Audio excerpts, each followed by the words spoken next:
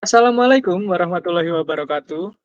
Di sini kami akan mempresentasikan tentang laporan ujian tengah semester kami yang bertemakan Sorted Bed. Perkenalkan, kelompok kami beranggotakan saya sendiri, Raffi Aditya Pramana dengan NIM belakang 007, lalu ada M. Aziz Rizaldi dengan NIM belakang 039, dan ada Bara Abdillah dengan NIM belakang 063, dan juga ada Damara Gesa dengan NIM belakang 073. Kami dari kelas TI 2021A. Baik, pertama sebelum kita masuk ke materi inti, mari kita bahas tentang grab. Grab sendiri dapat dianalogikan seperti jembatan Konigsberg, di mana grab mempresentasikan jembatan tersebut yaitu terdapat pada simpul yang menyatakan daratan dan busur yang menyatakan jembatan. Namun, menurut Euler, tidak mungkin seorang dapat berjalan melewati tepat satu kali pada masing-masing jembatan dan kembali ke tempat semula.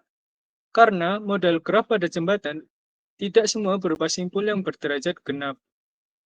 Jadi dapat disimpulkan graf merupakan pasangan himpunan vertex dan edge atau sisi dan busur dengan notasi J, dengan V merupakan himpunan simpul-simpul dan E merupakan himpunan busur yang menghubungkan sepasang simpul. Terdapat banyak jenis dalam graf. Salah satunya adalah lintasan terpendek sorted bed yang akan kita bahas nanti. Selanjutnya, ada weighted graph atau graph berbobot. Graph berbobot sendiri merupakan graph yang setiap busurnya memiliki label dengan angka yang disebut bobot. Umumnya, graph berbobot hanya dilabeli dengan angka yang tidak negatif atau positif. Terkadang, bilangan tak terhingga dapat masuk dalam kategori graph berbobot. Dalam hal itu, berarti kita mungkin atau tidak menggunakan tepi itu. Graph label sendiri berarti bahwa semua rusuk atau simpul dari graf tersebut dipasangkan dengan angka atau data lain. Selanjutnya, ada sorted path,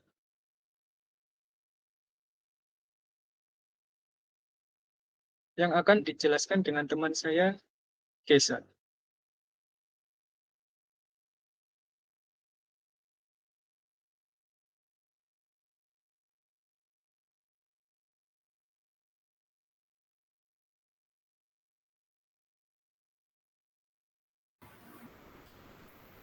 Baiknya dia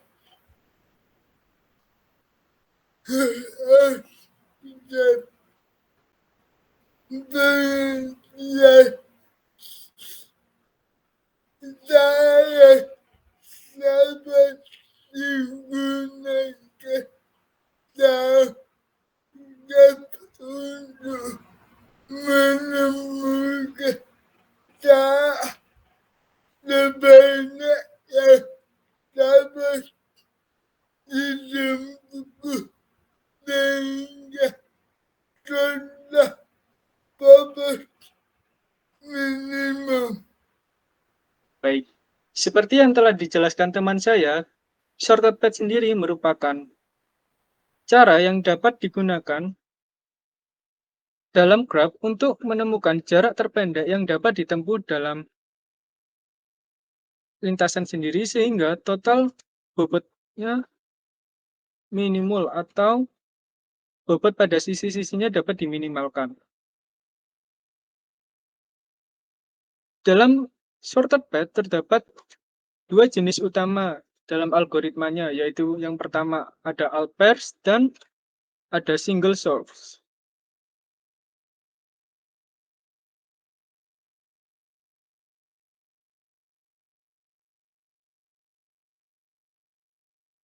All pairs sendiri merupakan algoritma sorted path pada sumber tunggal yang beroperasi menggunakan prinsip berikut. Diberikan graf G dengan simbol V, sisi E dengan fungsi bobot W dalam kurung U, V sama dengan WUV, dan simbol sumber tunggal S, nilai jalur terpendek ditemukan dari S ke semua simbol lain di V. Jika tujuan dari algoritma adalah untuk menemukan jalur terpendek antara hanya dua simpul yang diberikan, yaitu S dan T titik tujuan, maka algoritma dapat diberhentikan begitu saja ketika jalur terpendek ditemukan. Karena tidak ada cara untuk memutuskan simpul mana yang harus selesai terlebih dahulu. Untuk Alpers merupakan semua pasangan yang mengikuti definisi sebagai berikut. Diberikan graf G dengan simpul V, sisi E, dengan fungsi bobot W dalam kurung U, V sama dengan WUV, nilai jalur terpendek ditemukan dari U ke V untuk semua dalam U, V dalam kurung di V. Algoritma yang paling umum untuk Alpers adalah algoritma Fourier-Warsaw. Algoritma ini mengembalikan nilai matriks M, di mana setiap sel MIJ adalah jarak terpendek dari titik I ke titik J. Rekonstruksi jalur dimungkinkan untuk menemukan jalur aktual yang diambil untuk mencapai jalur terpendek itu. Tetapi, itu bukan bagian dari algoritma fundamental.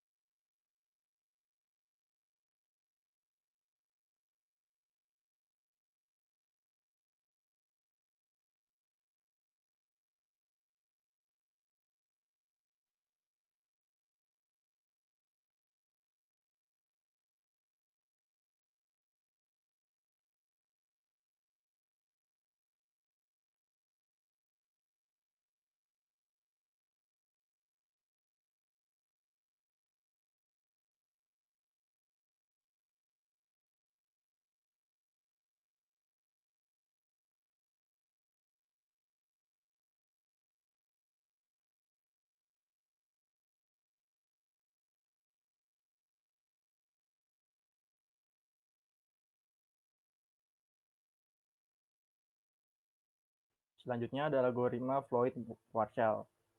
Algoritma Floyd-Warshall memecahkan masalah jalur pendek semua pasangan, all pairs. Ini menggunakan pendekatan pemrograman dinamis untuk melakukannya. Bobot dengan nilai dapat diterapkan pada algoritma ini. Floyd-Warshall memanfaatkan pengamatan berikut. Jalur terpendek dari A ke C adalah jalur terpendek dari A ke B. Ditambah, jalur terpendek dari B ke C atau jalur terpendek dari A ke C yang sudah ditemukan. Algoritma ini membangun jalur terpendek dari jalur terpendek yang lebih kecil dengan cara pemrograman dinamis klasik.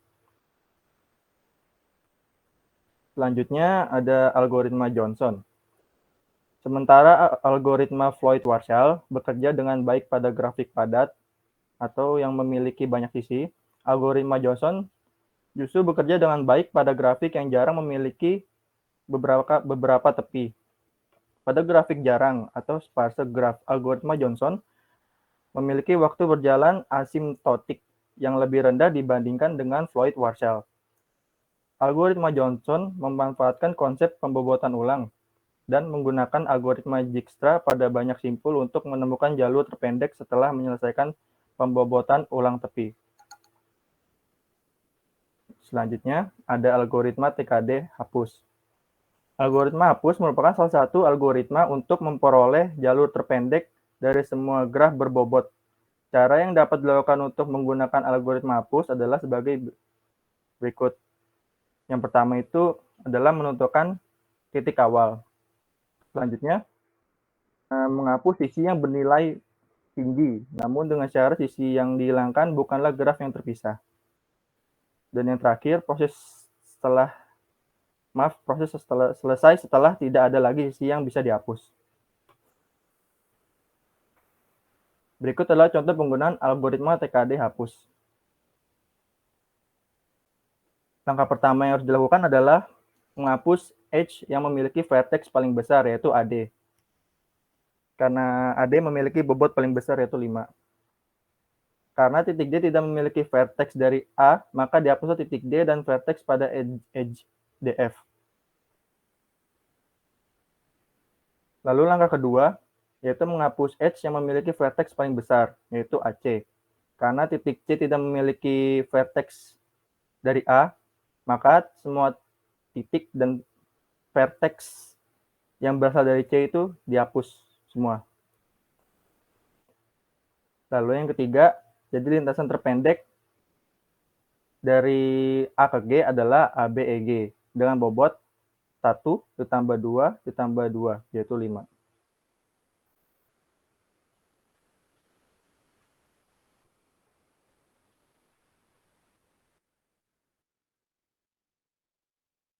Selanjutnya ada algoritma Bellman-Ford. Algoritma Bellman-Ford adalah algoritma yang pertama kali ditemukan dan dikembangkan oleh Richard Bellman dan Lester Ford. Algoritma ini sangat mirip dengan algoritma Dijkstra, namun algoritma ini mampu memuat sisi atau edge negatif pada pencarian shortest path pada sebuah graf berbobot. Algoritma Bellman-Ford adalah algoritma yang dikembangkan dari algoritma Dijkstra. Algoritma Bellman-Ford ini akan benar hanya jika graf tidak terdapat sikel dengan bobot negatif yang dicapai dari sumber. Berikut adalah contoh soal dari algoritma Bellman-Ford. Cara menentukan jalur dari titik R menuju R petik yaitu dengan RMNO R petik dan PQR PR petik. Dari dua jalur ini dapat kita lihat bahwa mendapat siklus negatif pada jalur RMNO R petik, yaitu pada sisi NO yang memiliki bobot sebesar min3. Baik, setelah pemaparan dari materi, kita dapat simpulkan dalam mencari jalur terpendek atau shortcut path, kita dapat menggunakan beberapa macam algoritma atau metode-metode yang sudah dipaparkan seperti sebelumnya. Setiap metode memiliki kelebihan dan kekurangan masing-masing. Maka dapat disimpulkan bahwa penggunaan salah satu algoritma atau kombinasi algoritma ditentukan oleh situasi dan kondisi tertentu. Sehingga dalam menentukan penggunaannya, algoritma harus menilai dari segi kecepatan analisis dan tingkat keefisiennya. Berikut telah usai pemaparan materi dari kelompok kami. Semoga apa yang kita sampaikan bisa berguna bagi kita semua untuk kedepannya. Saya tutup pemaparan materi pada hari ini. Wassalamualaikum warahmatullahi wabarakatuh.